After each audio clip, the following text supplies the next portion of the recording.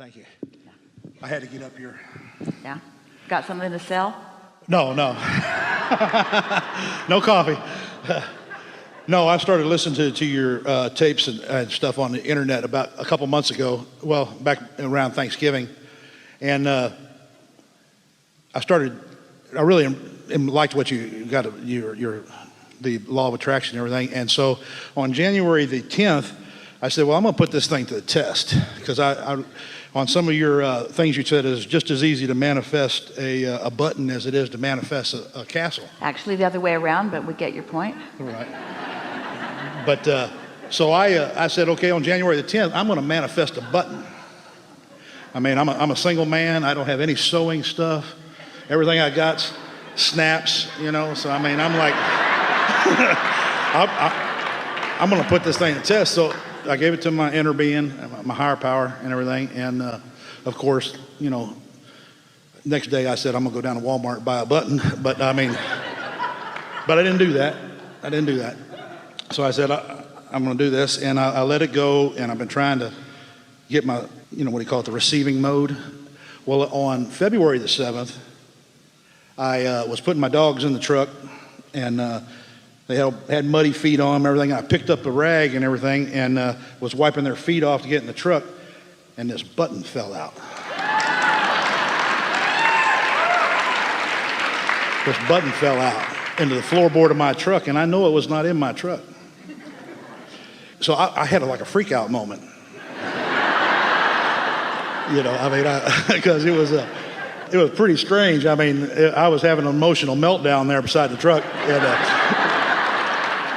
I remember on one of your tapes, you said that, back in the old days, you had a nav system that was Magellan nav system. And you know what this button says on it? Magellan. So for about 3 or 4 days there, I was riding on cloud nine. I said, I'm going to manifest $1 million now. So I was riding on cloud nine, and I was telling my ex-girlfriend about what happened. She was all excited too, but then when I told her it said Magellan on it, she said, I have a pair of shorts that's Magellan, and the button came off the pair of shorts. So I wanted to ask you, did I manifest this button, or is it just like a coincidence that it fell off a pair of shorts that I had? Well, most important, yes, you manifested the button. You're going to really enjoy this conversation. So by manifest, does that mean it materialized out of thin air? No. By manifest, does it mean that it came into my experience and I was tuned to it because of my desire and, most important, absence of resistance? And in that combination of desire, because I had identified it was something that I wanted and I was looking for, and I wanted it to come not in a traditional way. As you said, I could have gone down and just purchased a button, but I wanted the universe to deliver it to me in some meaningful way, and it did. But then when you begin applying logic and you try to talk yourself out of it, then that can sort of undo some of the fun that happens. We have 2 manifestation stories that we want to give to you, while there are endless ones that you could tell to each other. But these are significant. We were visiting with a woman on the telephone one day years ago when Esther was still doing telephone consultations. And she wasn't having any of us. She wanted a fortune telling, and she wanted it to be good. She wanted us to create in her reality. She didn't want to learn how to be her own deliberate creator. So we thought we would help her to understand the association between a thought being activated and what comes next, cause and effect. While we weren't using those words, just started using those words today. So we said to her, let's talk for a little bit about blue glass. Well, she was very irritated by that. She didn't have any interest in any blue glass, but we talked about blue glass for just over a minute. And then we said, now we would like to talk about butterflies. Also annoying to her, but we stuck with it for just over a minute. Then we said we would like to talk to you about feathers. And we were doing descriptive things, talking about where they come from, how large they are, what colors they are. And finally, she had all of us that she could take, and she was happy to leave the conversation. And Esther had been the only one in the room. Jerry was not listening to the conversation.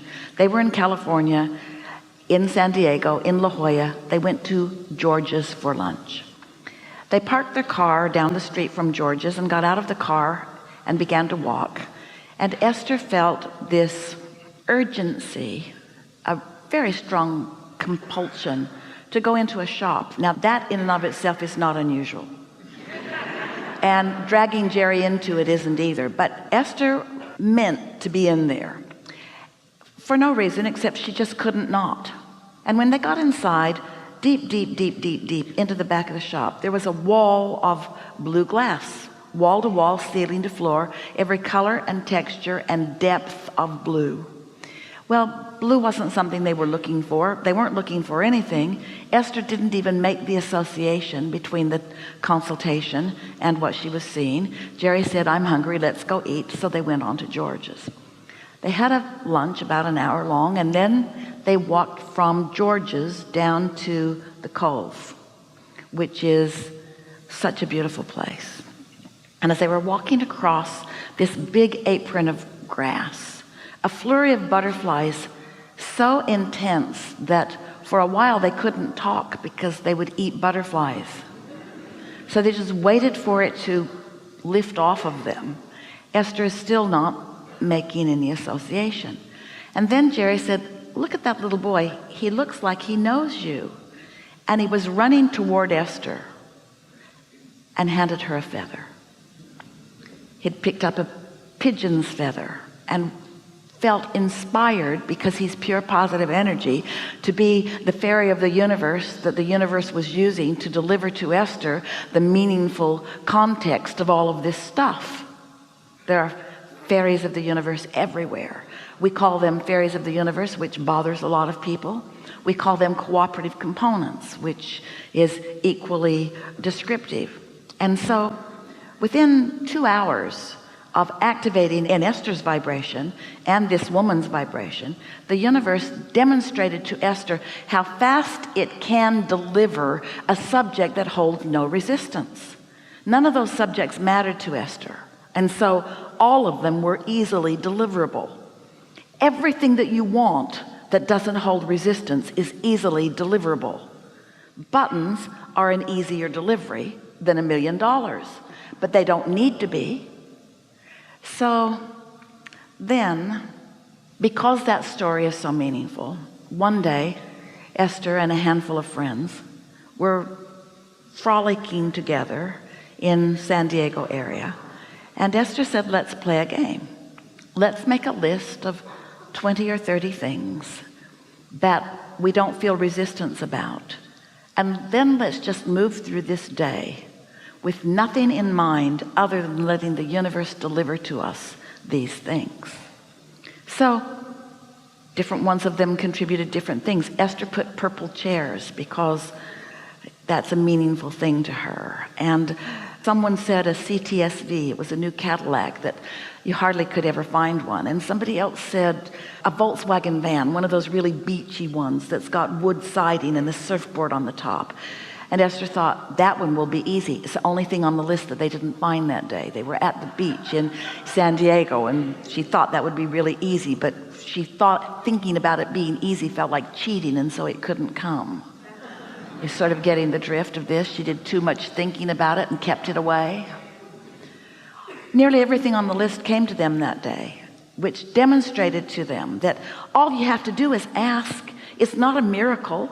It's not metaphysical in the sense that it's something freakishly outside the norms of what can happen to you. All it is a vibrational awareness that allows you to follow the paths that your inner being is defining to lead you to what you want. Because what you want is abundantly around you. It always has been abundantly around you, but you've been blind to it because negative thoughts keep you from seeing it. Where when the negative thoughts are no longer active in your vibration, the veil, so to speak, is lifted, and you have access to things that you did not have access to before. Someone wrote a book. Esther cannot recall what the title of the book was, but someone had written a foreword. It was a book on prosperity. And in the foreword, the writer was talking about if you are seeking abundance, if your vibration is clear, that abundance will start showing up, maybe in the form of pennies. And Jerry and Esther had had enough experience with things just showing up. And so Jerry said, well, this will be fun. Pennies will begin showing up in our experience. And sure enough, everywhere they went, there was a penny, then another penny, then another penny. Reach into a pocket that you knew didn't have a penny, and there would be a penny. Pennies, pennies everywhere, pennies, pennies in weird places, pennies, pennies, pennies. It was just really fun. Common, pennies are common, but really, really fun. Never had they had so much experience with pennies. It was otherworldly. Pennies everywhere. Then they got on an airplane. This was about a 3-day penny escapade. They got on an airplane. They were sitting in first class on the bulkhead. And as the plane took off, Esther looked down and could not believe what she saw. 2 pennies on the floor, stood on their edges because of the inertia of the airplane as it took off. And Esther said, I'm so glad you are here to see this, because no one would ever believe it. And Jerry said, let's promise each other we will never tell the story, because no one will ever believe it. Whatever you want is coming to you. Say it better. Whatever is active in your vibration is coming to you. The question is, what's active in your vibration? What you want or what you don't want? What's dominant within you? Desire or belief about what is? You can have it all, but you have the responsibility of focusing it into being. And so it doesn't matter what it is. Esther, her Utah house that we were talking about, it is a castle. It has turrets and everything. And in one of the turrets, there's a painting of a castle. And when Esther found the house, she knew that it had just been sitting there waiting for her. She could not buy it. It was a castle. She had to buy it. It was a castle, and she had enough pennies to buy it.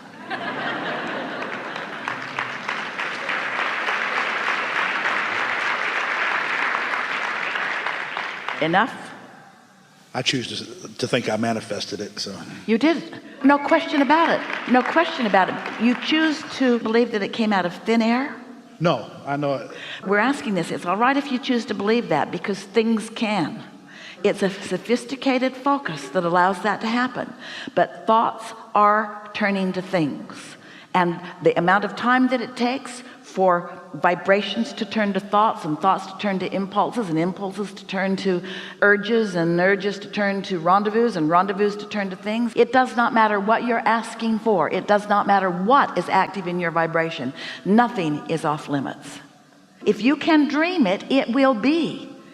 And dreaming is the key here, because in dreaming you're out ahead of it. We didn't say if you can wrestle it to the ground and kill it, it will be. Oh, stuff like that bees too, but it's mediocre in comparison. Wouldn't you rather have a button just show up in some weird way like that? And don't let your ex-girlfriend, she's an ex for a reason.